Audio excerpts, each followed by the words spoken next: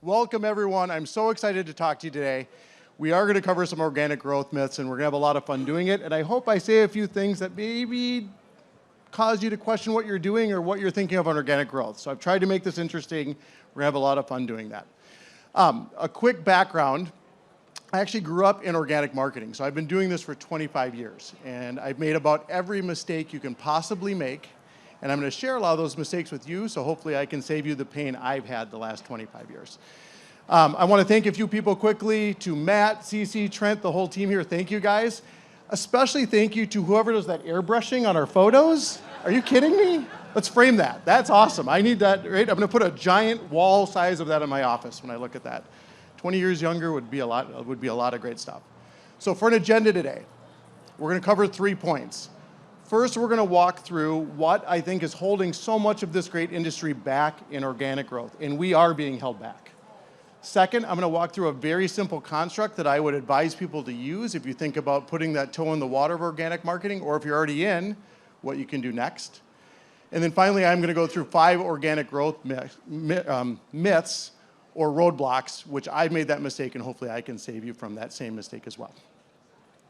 So by way of background, again, my name is John Werns. Again, I've been at this for 25 years. I've worked with firms like Fisher Investments, Wealth Enhancement Group, and many other firms to build large, scalable, ROI-driven marketing programs. And if you go in the Wayback Machine, when I started with Fisher, I was running an agency out of Minneapolis, and they were already great at direct mail. This is about 20 years ago. But we helped take them offline. So you still see them on direct response TV, direct response radio, direct response print. All of those different channels are things we brought forward, and even digital.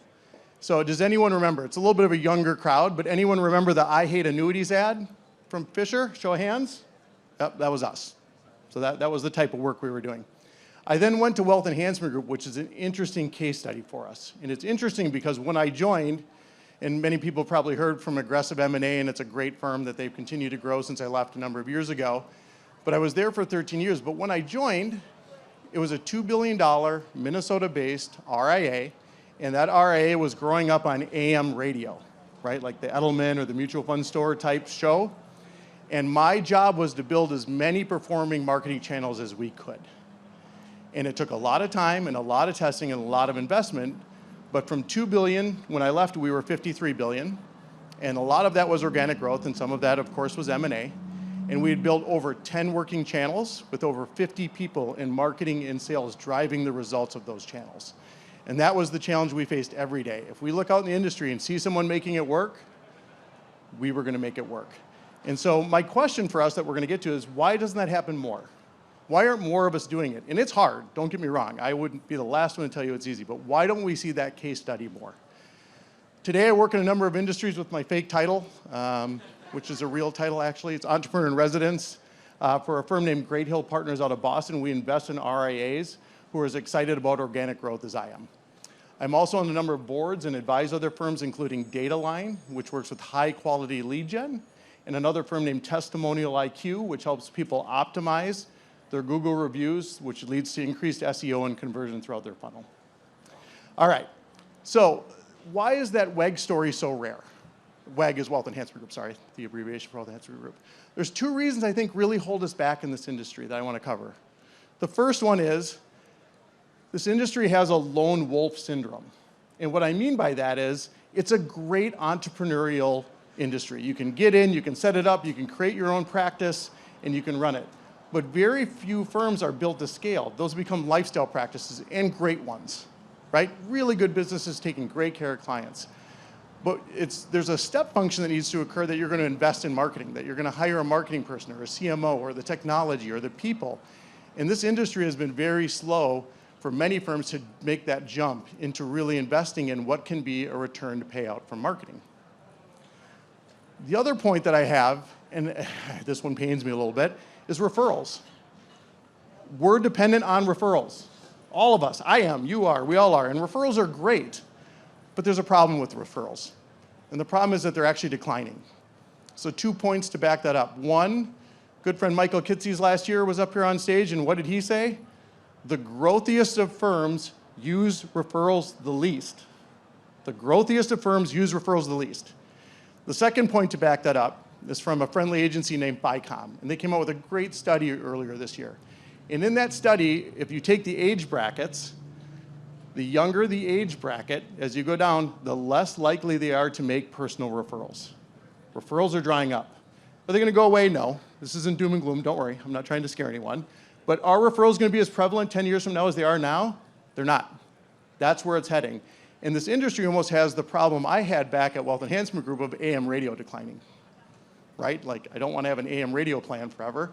If you have a referral plan, I would be a little bit nervous of what we could do with that. So, what can we do about this?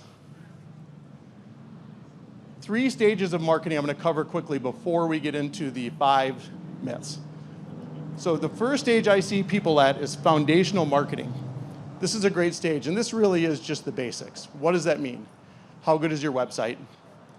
Do you actually have a differentiated message out there? How tight is your branding? How tight is your communications? And are you maximizing referrals? That's where you start.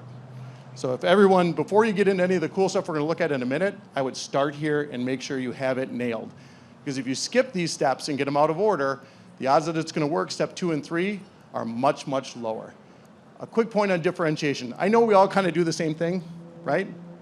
All of RIAs have a lot of similarities, but you got to pull something out. I'm small, so I can give you personal service. I'm big, so I have more power behind me to get things done. I do all of these cool comprehensive planning things or all these cool investment things. Figure out what your niche is and make sure you're leaning into it. It's really important on the first point. Okay, so let's say you got that nailed. We're good. Feeling really good, looking really good, ready to go to the party. Let's start to market now. Level 2, inbound marketing, also known as content marketing. This means I'm ready to go, I have a message, here's my megaphone, my microphone, and I'm going to start telling everyone what I do. So what does that look like in the real world? Maybe you have a podcast. Maybe you're on YouTube. Maybe you're producing educational content that you're pushing out through social media or website. It could also be a public relations agency. The point is you're taking your message around your core belief and you're pushing it out into the market and creating awareness. And again, the word inbound, the jargon of inbound, means that I hope I put that message out and someone then comes to me for my expertise. So inbound. A key point on inbound is the cost is usually the creation of the content, right? So it could be your time, could be your management team's time, it could be that you have a third party who's creating that content, and it's the cost to distribute it. So maybe you promote it on YouTube or your podcast or social media. So when you think of that. So that's stage 2, and I see a lot of firms doing pretty good work in this phase now. An increasing number, in fact, are doing this. And that gets us to the biggest one, the coolest one, which is paid channels. Examples of paid channels. I've covered a bunch of them already, but this is where digital comes in, paid digital, right? Paid search, paid social, affiliate marketing. Great third parties are developing in our industry, right, who provide leads to companies if you can find the right match and the right one. I'm going to date myself a little, though that photo made me look younger. Direct mail still works. Every day it works, I'm thrilled, but it still works. So when you go out in the world and see these different paid channels, they're out there and they're extremely scalable when you get them right. I'm also going to lump in the referral programs with Schwab and Fidelity into these. And I know those have a very narrow aperture of who's allowed into them, and many people don't want to be in them because of the cost. I do think they're great channels for the right firm at the right time, and I love them actually because I think they really help clients. Clients at Schwab and Fidelity are better off because they partner with RAs like everyone in this room, and they do that. So those are examples of paid channel marketing. And again, my first key takeaway is don't jump into paid channel marketing until you have the first 2 nailed. Because you're going to start to produce these newer leads that don't know you as well. They're not warm referrals, right? They didn't come from your clients. And those people need to come find a firm that's ready for them to come into because they're going to check you out more than a referral would. Quick note, I use a lot of jargon. I try not to. I apologize when I do. But when I talk about performing marketing or ROI marketing or break even or net present value or all the ways that we measure marketing, I don't have time to cover it today, but good news. I referenced that Michael Kitce's quote. Go to Future Proof on YouTube. Look up Kitce's speech here last year. It's amazing. It's the most succinct explanation I've ever seen of how to measure your marketing and how to define your allowables, both with hard costs and soft costs. So if I had more time, I would copy a little of him because marketing is usually repeating other people. But we won't do that because it's an awesome speech, so you go through that. Okay, So when we go through this now, we're gonna have a little fun. And again, I hope some people actually disagree with some of these myths. So we're gonna start busting some myths. So here we go. Myth number 1, most advisors can close marketing leads. It's not true. And let me explain why and how and what you can do about it. So first, let's define the problem. Most advisors will do terrible at closing marketing leads. And if you pin me to a number among all firms are different, I would say 70% of your advisors will never close marketing leads well. Why is that? There's 2 reasons. 1, they don't want to. They don't want to sell. They think they're above selling. They already have a book that's full and they're not motivated to do it, right? They're comfortable. They don't want to do it. And selling marketing leads is hard. I would love to tell you it's easy, even in the best marketing programs, it is not. So that's reason number 1 why people won't do it. Reason number 2 is they can't. They're not good at it.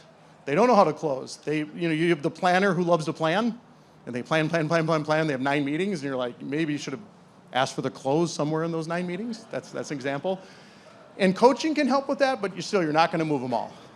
So when you look at a problem like this, and firms are dealing with this, especially some of the larger firms or the larger RAs that are rolling things up, if half of your advisors, just to make the math easy for me on stage, can close 40%, the other half only close 10. And that's usually what it looks like. Your blended close rate is 25%. And I guarantee the difference between 25% and 40% is the difference between a working program and a failing program. That's how important it is. So what can you do about it? Number 1, through testing, sales management, and other learning, you got to figure out who are my advisors who can actually close and get them the leads and not the other ones. And it's going to happen in your firm to get it to the right ones. The second point then is, that doesn't mean the other, so if we do the 30-70% I started with earlier, the other 70% have tremendous value to your firm. It's just that they shouldn't be taking marketing leads. And so you've got to give them other opportunities. Maybe they're doing educational referrals. There's other things they can do around marketing, but they should not be taking paid marketing leads. So that's point number 1. Number 2, finding qualified leads is the hard part. Here's what this sounds like. Ring, ring. Hello? Oh, hey, John. Yeah, I just started a marketing test. I'm super excited. Oh, good. I'm glad to hear that. Oh, great. I got a ton of leads. We're working them. It's really exciting. Oh, I'm so excited for you. Good job. Let me know how it goes. Sounds good. Thanks. Bye. Hang up the phone. Month goes by. Don't hear anything. 2 months goes by. I don't hear anything. 3, it goes by. And then I call. Oh, I wonder what happened to that marketing test. I got to check in. Hey, what happened to that marketing test? Yeah, well, we didn't get any clients. Not a one? No. This happens to me every month. I have that same interaction with firms every month. So what happened was they didn't know how to close the leads. And that's actually the harder part of marketing in this industry. It's actually more of a sales problem than a marketing problem. And too often the leads get kicked. And yes, we want better leads. Don't get me wrong. That's part of the formula. But the ability to close them is the hard part. And there are 2 phases to that. First, can you get a lead to become an appointment? Do you have someone to chase the leads? How many touch points do you have? Are you following up? How long are you following up? Do you have some system? It can be super manual. It doesn't need to be everything Salesforce Marketing Cloud automated, but you have to be ready to do that. The average number of touch points from lead to appointment is 10. If you don't have 10 touch points, don't do this. Don't spend money on paid channels because it's probably not going to convert high enough to pay out for you. And the second part is what we covered in myth number 1 is, can your advisors close? So you've got to be able to get through both of those steps to make sure it works. And again, finding leads, I work with a firm named Dataline. There's other lead providers out there. There are other ways to start and to get qualified leads or to get leads to your system before diving in. Oh, I forgot to bust that one. That was busted, though. Just put that on the record for me. Thank you. By the way, they're all busted. There's not a not busted one that's in here, so they're all going to be busted if I forget to click on this one. I have made this mistake. It's like clockwork. Like every 3 years, I seem to make this mistake. So I'm going to bust this one before I do it so I don't forget. You want as many leads as possible. Alternatively known as a lower cost per lead is better, and I disagree. Now, I'm not crazy. If it's the same quality for a lead, do I want to pay less? Yes, I'm inherently cheap. I believe in performance marketing. I don't waste money. Like, that's what I believe in. But I have seen so many times in programs where leads come in, there's a whole bunch of leads, there's excitement, like that phone call I referenced, we're ready to convert them, and a month later you got nothing.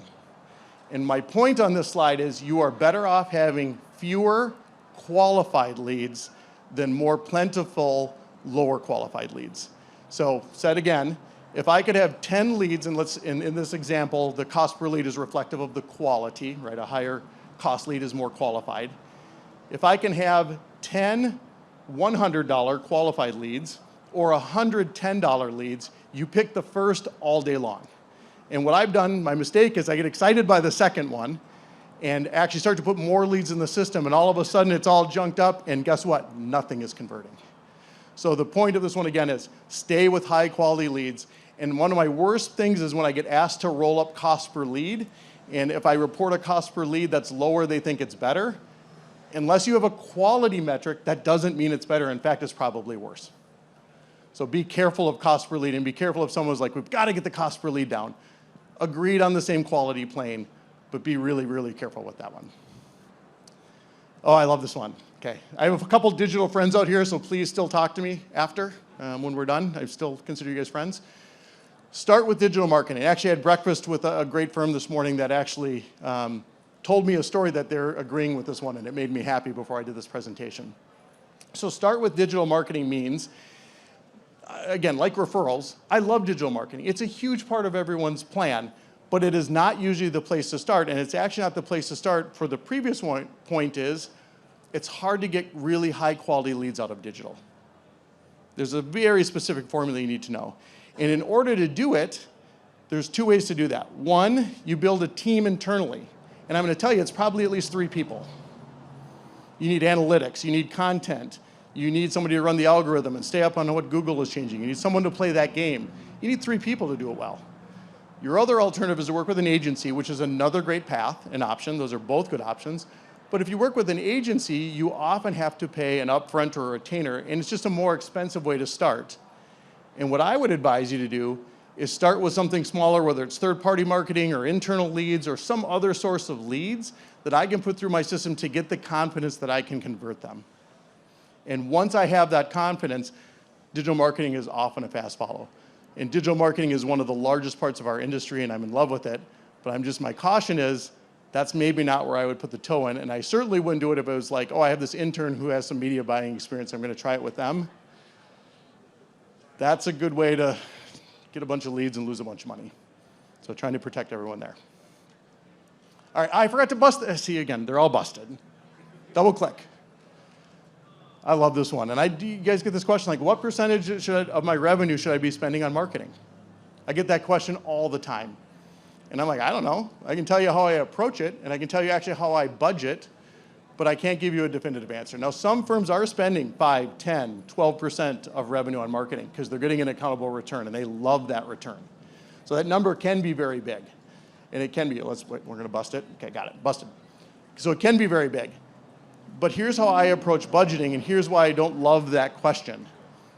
When you think, everyone just remember the 3 levels we did, foundational, inbound, paid.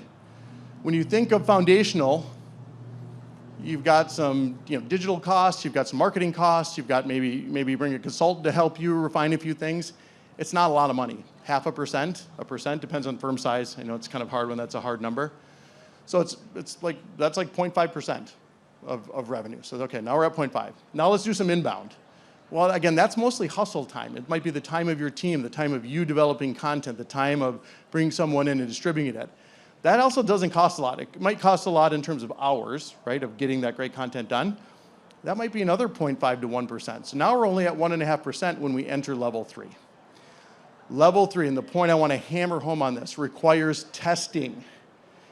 I shared the story earlier, Wealth Enhancement Group, and I was very happy with my time there that we were able to scale this thing and get to 10 plus working marketing channels. I probably had 40 or 50 tests over those 10 years to get to 10 working channels. My hit rate was 1 out of 4. But when I tested, it might have been close. I learned, I tweaked. I then said, oh, we need to build this system. Oh, we need these people. I need this expertise. I learned every time I tested. And the test, just because it didn't work didn't mean it was like I got 0, but didn't hit whatever benchmark for break even we had at the time. So you need to have a testing budget to go into that. Then when a test works, that's when scale starts. When your test with a third party works, when your test with direct mail works, when your test with digital works, or your test with direct response TV works, that's when you can start to scale. And that's where you see these firms start to get to 5% of revenues plowed back into marketing, or 10 or even higher. So that is really the key to get there. And so again, I want to keep the focus really on test, test, test is a big takeaway. Okay, so let's talk about what we covered today and hopefully be helpful for everyone going forward, both in theory and in actual practice with you. First, look around this room at each other. Don't worry, you don't have to talk to anybody, I won't make you. Study groups. Study groups are the best. Get in a study group, informal, formal, I don't care. Why learn all on your own? It's a lot. I feel like in my years as a CMO, I learned a lot too much on my own. There are friendly people willing to share their findings with you. Oh, I tested this and it worked great, and I did this and it didn't work. Leverage other people's skills instead of doing that all on your own. And again, through consultancies, agencies, or just the people in this room. You guys, I know we wanted to see Matt speak. Matt was great, thanks Matt. But like you guys, I assume are here because you're interested in marketing. Find some peers that you're willing to share with. By the way, you can share that. You can keep that last little bit of secret sauce to yourself. You don't have to share that. But share broadly and hope that you get the same in return so you can figure out what is working and how to leverage it for people. The second one, again, is test. Test, test, test, test, test. But have a deductive plan in place. A test is not a failure if you learn a lot. Now, again, I don't want to do 20 failed tests. You probably, as a marketer, that's a good way to get fired. I'd like to not do that. But if you go through those and say, oh my gosh, this test didn't work, but I learned ABC, and next time I'm going to do it this way, and I'm going to go figure this out, and have it be deductive. Make sure whoever's running your marketing, internal or external, has a deductive plan and is willing to get you to where you want to get to. So, the last one is the 3 levels that we keep referring back to. Do them in order. Don't skip ahead. Don't jump into digital marketing when you don't have your house in order. It's just going to make it that much harder. It's worth it to do that foundational work and to have your brand out there to make you look like a firm that will be able to convert leads when they come in. And so I'd much rather people are like, oh, should we test this paid channel? And I'm like, no, let's go do the homework first. Let's get everything in line, and when you're ready, come back, and then we can test that channel. So in summary, I just want to say a big thank you. My personal mission in life is to use marketing for meaningful causes. And what you do is incredibly meaningful. I'm so lucky that I ended up in this industry for the last 25 years, because what I hope to do is help each of you grow your firms, but more importantly, I hope you to help more people. And that's really what you do in a beautiful way every day. So thank you so much for coming. Have a great rest of the conference. Adios.